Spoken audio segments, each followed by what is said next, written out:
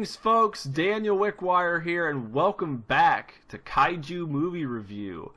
I am, as always, or almost as always, joined by my beautiful wife, Angela. Hello. And my ever-loyal sidekick, co-host, cohort, some other words I could use, Mr. Zach. I fall lower on the pecking order this week.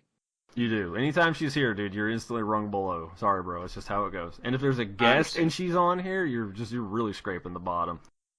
And this time, Angela and Zach won't run off and leave my worthless ass on the roof. Maybe. I totally would do that. Yeah. I know.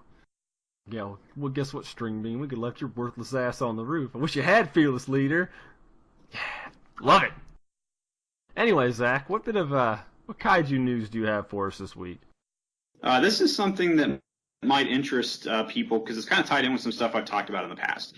So, Amazon Prime subscribers are now able to add on the Toku HD network to their Amazon Prime accounts for $3.99 a month. And just a few days ago, actually July 19th, they added both Ultraman 80 and Ultraman Neos to the streaming service as long as you have a Toku HD add-on subscription. And they've also confirmed that in the coming months they will be adding Ultraman Max and Ultraman 7X, so plenty more Ultraman to come. It is far more likely that you're going to have an Amazon Prime subscription versus a cable company that actually carries TokuNet. So I would jump on the Toku HD subscription if I had a Amazon Prime subscription. Unfortunately, I do not, but if it's something I get in the future, it is definitely something I'm going to support. We have a Prime thing. It's true. We could get it, and I want it. I'm excited. I'll have to see it. I'll have to look and see what we all got subscriptions to and shuffle stuff around, but that'd be fun. I like Toku. I like all things Toku. Except for that weird stuff. I don't like that weird stuff. You mean like Attack of the Super Monsters? No. I mean like Zaborgar. Is that it? Yeah, Zaborgar. Yeah, that's it. That's the one. The newer one, like the remake, it's just different. Anyway, dear wife, love of my life, what news do you have for us today? So earlier today on the Pacific Rim Facebook page, they posted the new Pacific Rim Uprising trailer. Teaser trailer, excuse me. And they're accepting applications. It looks neat. It does. It looks very cool. All the Jaegers are all like, okay, see, this is something I'm going to talk about. Because everybody's like, oh, look at the Jaegers. They look all anime. Well, obviously, because it's inspired by anime, and I'm not doing this to get on a tangent, they look like a natural progression. Because if you go back and you look at Striker Eureka, which was a Gen 5 or a Series 5 Jaeger, and you look at one of the new Jaegers, one that I really like, Bracer Phoenix, is also a Series 5 Jaeger. They've all got that look to them. I mean, it just feels like a natural progression for where they were going from the old stuff to the new stuff. Because everybody looks at Gypsy and the other one's like, but they're a model or two. I think Gypsy was a Series 3, Crimson Typhoon was a 4, and Cherno Alpha was a Series 1. So I mean, you could kind of see where they're going, but it just feels like a natural progression now that I kind of see it all sized up. But there is a Series 6.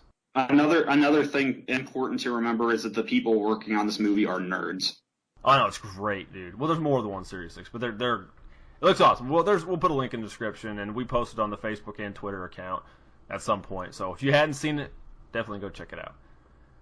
But my news, because I always have a bad habit of bringing up toys, I'm going to talk about Chronic like blunts. Chronicle Collectibles had recently, this isn't the full part of this news, had recently got new licenses for, actually, yes, very recently, at San Diego Comic-Con, like, started today, the time we're recording this.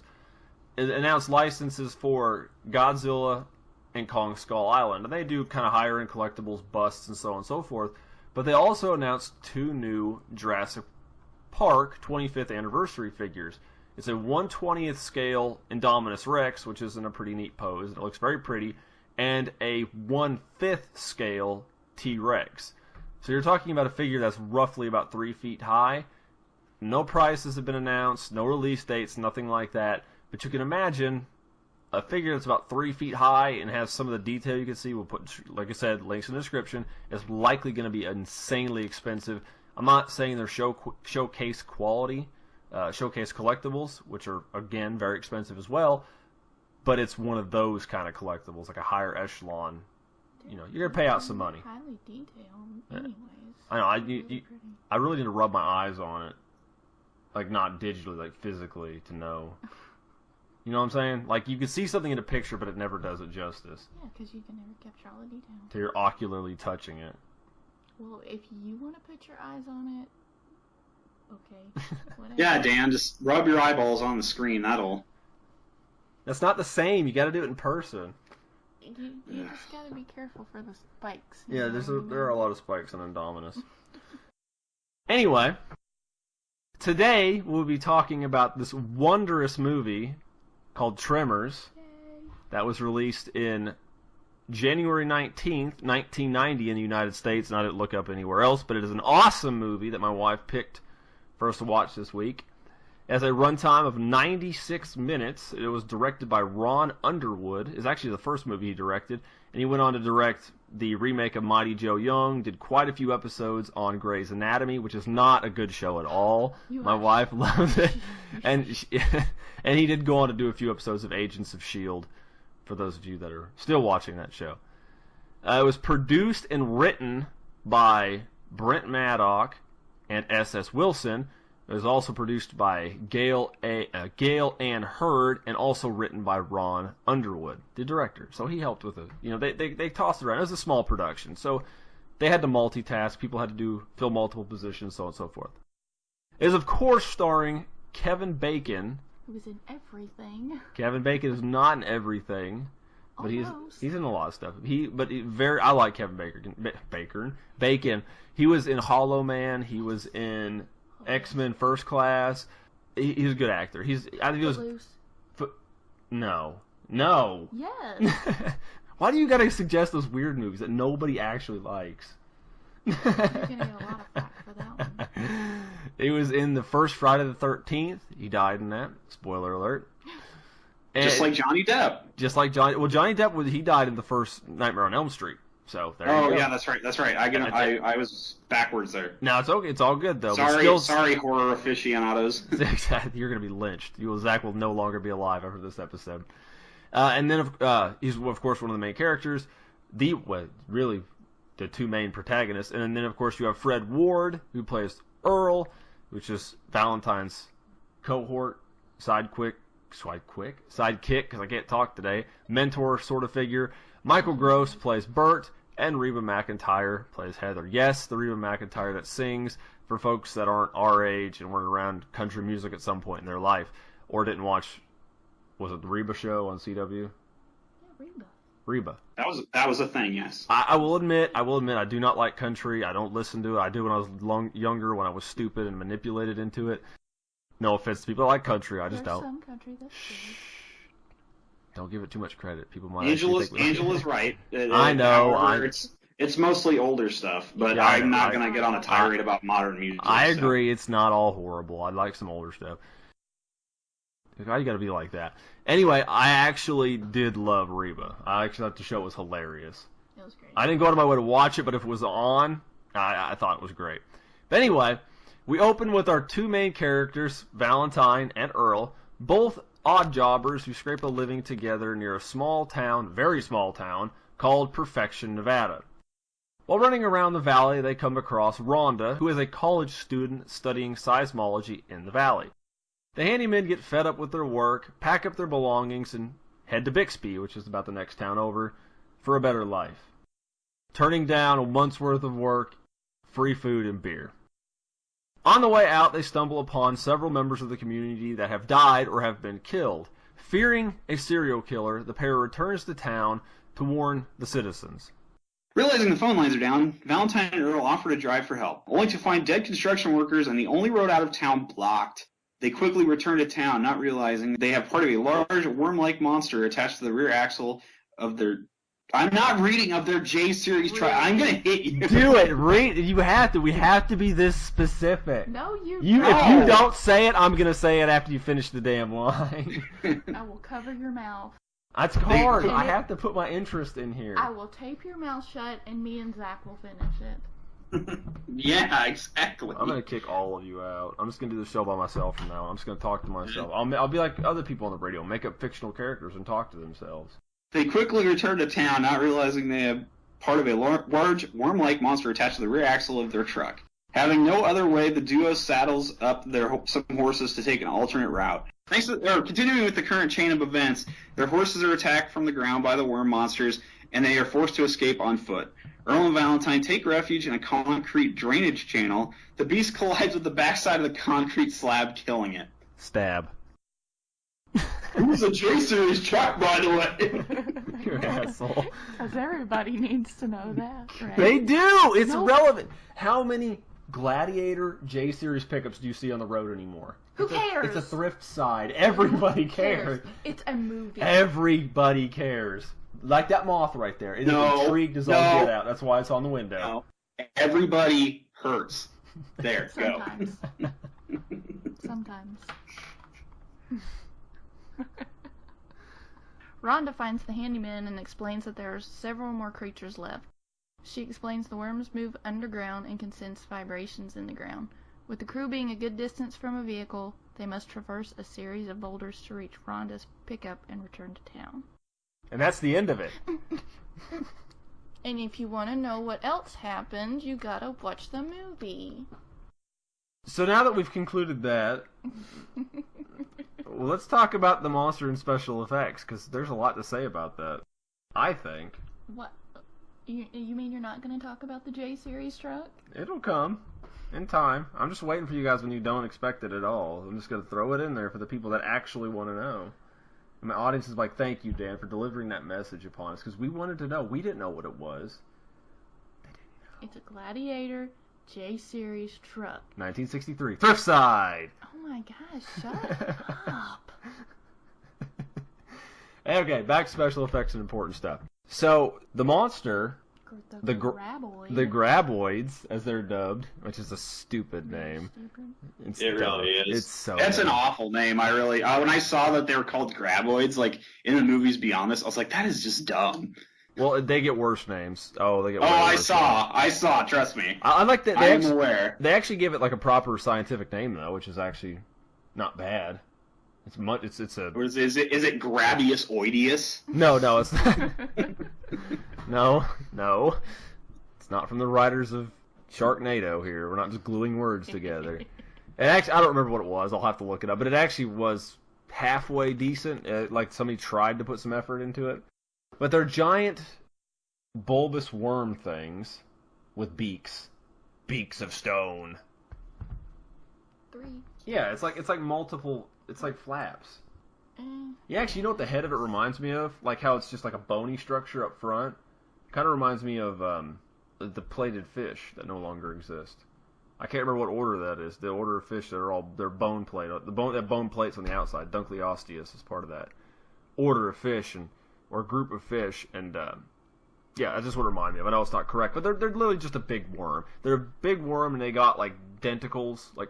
They're like tooth structures on the outside of their body they used to push through. They don't have eyes. Of course, like we mentioned, they can sense vibration in the ground. That's how they follow things. They're relatively intelligent for something that's just like a big old bag of guts. And they spit worm things out of their mouth, like three little worm things. Like worm tongues or something. Yeah. Grimer worm tongue. But it has a big beak on top and then has like... Yeah, it's got the little parts. Yeah, I see. On the bottom. Yeah, it reminds me of that. Yeah, something, I get what you're saying. They like the sandworms from Dune, or like the sandworms from, or the worms from Beetlejuice, except they don't look the same. I gotta say though, and I'm probably in the minority here, but I'm actually not a huge fan of the design of the Graboids. I think it's just kind of, I think it's just kind of plain. I can see what you're saying. It literally, like I said, it's literally like they took a brown sack. No, this is not how they made it, because the physical effects for the creature were actually good. It's like they took like a brown bag, put 2 teeth on the outside of it, and then like a beak thing on the front. Yeah, like I'm not a big fan, so that's just me. They spent more time on the front. Oh yeah, I mean, you don't... You really don't see much else of it. Yeah, you don't. I mean, you only see the ass end of it like twice, Yeah. halfway through the movie and then towards the end of the movie. Spoiler. But no, they actually did a really good job, and that's pretty much the extent of them. They don't mention where they come from; they're just there, and they actually poke fun at that in the show. Like nobody has any idea where they come from. They mention they're not in the fossil record; they're just there. So I've only seen technically I've only seen the first 2 Tremors movies. I've not seen any of them after that. So maybe they explain it later, and they're going to do a reboot or a continuation. Kevin Bacon's back on. I think we talked about that a few episodes back. That sounds atrocious. No, but Kevin Bacon's coming back. I know, but can't they just leave well enough alone? Is Hollywood really so devoid of ideas they're just going to remake everything? Yes. No, they made 5. It's gonna be like Land Before Time. Yeah, exactly. Well, actually, there's gonna be 13 of them, and they'll have Reba McEntire back in the 13th one. Exactly. No, it'll be Reba McEntire's ghost, or a replicant, or something like that. Anyway, but back to the important matters here. It's a worm thing that shoots worm things out of its mouth, and it eats people, and it can stay in the ground forever, and that's about the size of it. They're cool though. They have good. The effects were done well. Like it's all physical effects. Of course, there's no CGI, even though you could technically have used it at the time. It's like old school practical effects, and a lot of it's minimalist. Like when they're moving underground, like you really don't. It's a Jaws-esque thing. You don't see the monster until X amount of minutes into the movie, but it's not like really far into the movie. It's like what, less than halfway into the movie, and you actually see the monster. Yeah, Victor made a point. He's like, it's 38 minutes into the movie, and you're already seeing it. Yeah, it's true. Yeah, it's like 40 to 38 minutes into the film, and you see the monster. It's really not that long. And I can't get into that because we're not talking about an overall review of the film yet, or we're talking about our, the closing statements. But it's just like when it was moving underground. Literally, it's like people throwing dust up like from behind a fence or something, or like a little charge discharging dirt in the air. It was probably just a small charge. You know what I'm talking about. It's still better than the monster of Pedro Blancas, we'll put it that way.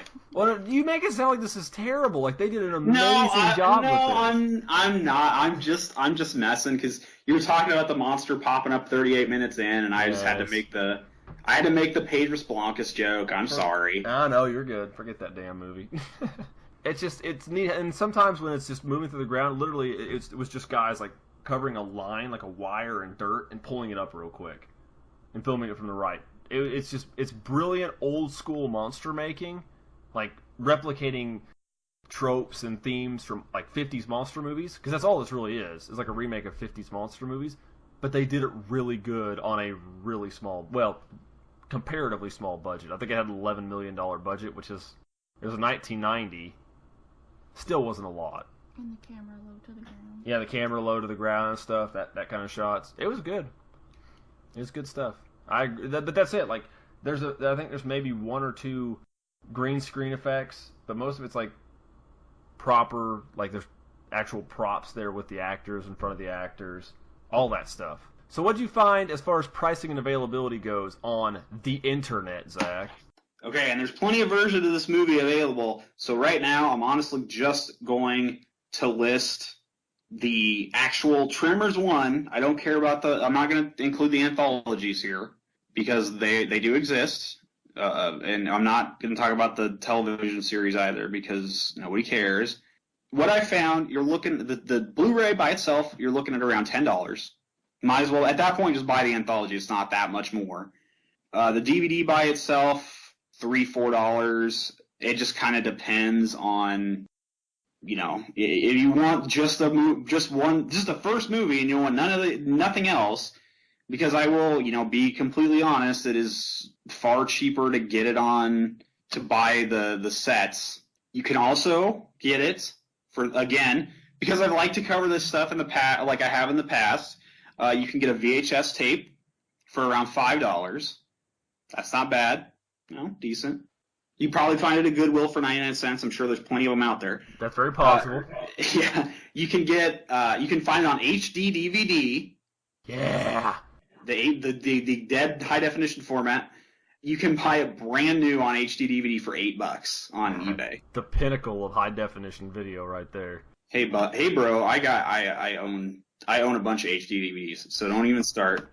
I don't own Tremors. Surprisingly, it'll probably be one I have to pick up. It's the only one of the films on HD DVD, of course. And finally, last, but of course not least, it is also available on Laserdisc. A Laserdisc copy is going to set you back about $8 for the first Tremors for the U.S. release. You can also find a Japanese version for those monster movie aficionados out there. The Japanese release is significantly more expensive. It's going to run you around $90 for a Japanese Laserdisc of Tremors. So I would definitely not suggest going that way unless for some reason you just absolutely have to own Tremors on Laserdisc in Japanese. The only true way to actually watch that film. Japanese Laserdisc copy of Tremors. It's like the pinnacle of like film purists. Like that's how you watch. This of course is as we were recording this. Things can always change. It's eBay. Somebody else can list one. Condition, all that stuff goes into it. I'm just letting you know what I have found in my search. So, how about you, Dan? What were you able to find? On Amazon, the original Tremors is actually $6.28 right now on Blu-ray. DVD is about $5. A VHS copy is $11.98, and HD DVD is $5.22. So, as Zach stated, though, you're better off getting the collection like Angela and I have, because I posted pictures of it on our website a while ago. You can get the Blu-ray pack of the first 4 films for like $13. So there's no point in buying them individually, unless you just really want individual boxes. What a bargain. I know, it's what a bargain for me. But yeah, you can get all the movies and enjoy them, and we'll review them all at one point, because we did this one, so why the hell not? Gross. Exactly. Michael Gross. See what I did there? Somebody's going to notice. Anyway, so Zach, do you recommend this film? Why? And also favorite and least favorite scene from the film?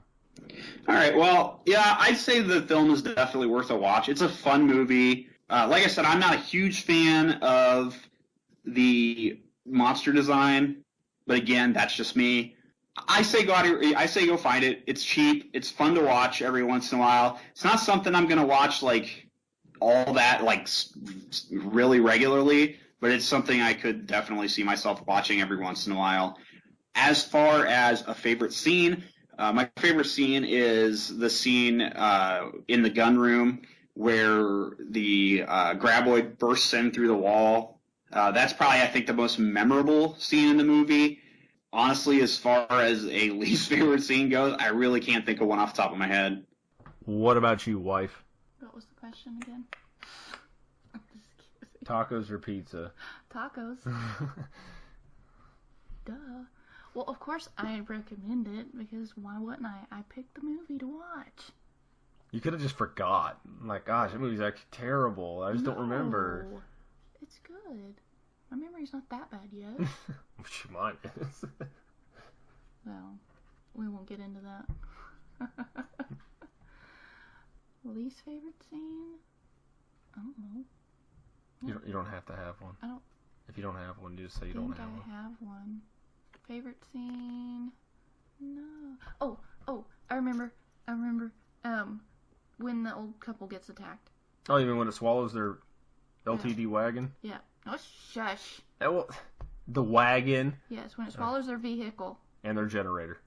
Yeah. It spits it out. Because it still plays the music afterwards. Yeah, that's true. That is a cool scene. I like how they did that effect.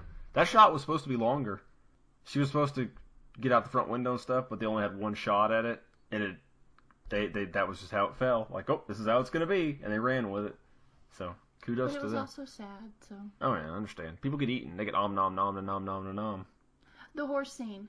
That's my least favorite. Oh, the horse gets attacked? Yeah, because that's sad. Poor horse. Of course, they probably didn't hurt any horses, but still. Of course. I mean, they could have. They're just not going to tell you about it. Horses. Damn those horses. Don't hurt animals. No. We do not condone animal violence. No. Animal cruelty. No animal cruelty. And we here at Kaiju Movie Review do not condone abuse of animals in any way or form. However, we do find it exceedingly hilarious. What? I don't remember vouching for this. Just wait till if we ever do Valley of the Spiders. You want to see me go on a rant about that? The following comment is not what is It's not endorsed by Kaiju Movie Review or its affiliates. Please support. affiliates. Yeah. Please support the official release. Exactly. Why not? Alright. I love the movie. I cannot recommend it enough. I find no fault in the... You can't do that! Yes, I know.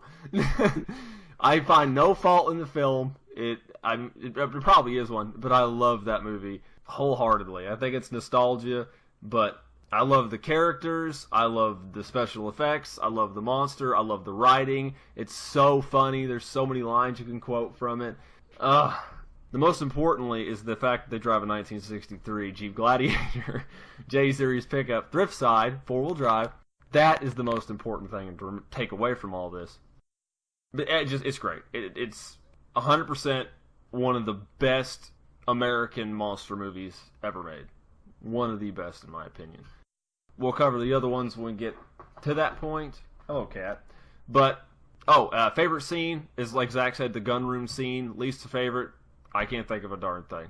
Just can't think of it. And actually, you mentioned that scene is memorable. I always remember where we ended with the concrete, where they go in that little culvert or whatever, little runoff area, the little line there. Dumb son of a bitch knocked himself cold. Cold my ass. He's dead. I love that. It's just, God, I love it. We grew up watching this stuff a lot with relatives and such, so we've seen this movie I've seen this movie far more times than I can remember. But yeah. Oh, I'm surprised you don't talk about what gun was used to kill the shotgun. I know. I do like guns. I'm surprised you didn't talk about William Warren Co. 8-gauge shotgun. That's what it says. I don't know, but I didn't look into that. I know. No, Just never looked into it. surprising. But Zach, why don't you start moving us out the door so we can wrap up today's episode? Don't you mean driving us out the door in the J? Yes, driving us out the door in the J10 or J20 series Gladiator pickup. Yes, bringing it around. That's like 4 times. Absolutely. I will be glad to end this in any association with it. We are horrible people. Well, Dan's a horrible person. Of course. Don't rope me in that. It's guilt. It's marriage by association, or guilt by association. Guilt by association. That's what it is. You can find me on the internet on the Twitters at Cultures Act. You can also find my personal writing over on cultureshock.com, where I write about video games and video game related things. How about you, Dan? Do you have anything you want to say before I go on a tangent and end this out? What tangent? The closing.